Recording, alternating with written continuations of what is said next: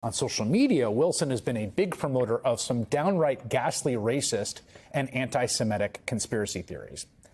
Back in 2023, the head of the Anti-Defamation League tweeted a remembrance of Leo Frank. Frank was a Jewish businessman who was lynched by a mob in Georgia over a century ago for allegedly raping and murdering a child. It was an enormous deal. In fact, that case was what spurred the creation of the ADL. Well, Wilson responded by attacking the ADL and Frank with false claims. Quote, Leo Frank raped and murdered a 13-year-old girl.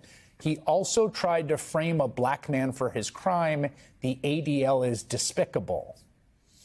As the ADL and others have pointed out, basically only like the hardest core anti-Semites and neo-Nazis believe Leo Frank was guilty. It's a theory, if you want to call it that, that you only find in the darkest corners of the internet.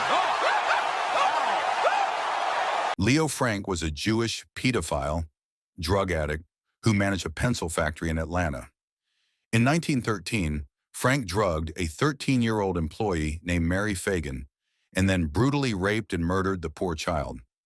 Leo Frank dragged the child's body to the factory furnace to burn it, but the night watchman found the body and called the police. Frank was arrested, found guilty, and sentenced to hang. Leo Frank blamed the murder on the night watchman. Frank's Jewish lawyer called the night watchman a filthy, criminal, lying Negro. Even though the jury found Frank to be guilty and all the evidence pointed to Frank, under the extreme pressure from the Rothschild-created Zionist organization B'nai B'rith, whose sole purpose is to infiltrate, subvert, and control governments, the governor released him. After Frank was released without charge, the people of Atlanta, outraged with the decision, hung Frank themselves. Sigmund Livingston, a Jewish lawyer from Chicago, under the umbrella of B'nai B'rith, created the ADL to defend the child rapist and murderer. Today, the ADL and Jonathan Greenblatt honor Leo Frank as an innocent martyr of anti-Semitism. But Wilson not only did it in that post, she did it again the following year in a separate post. Like this is a real cause célèbre for her.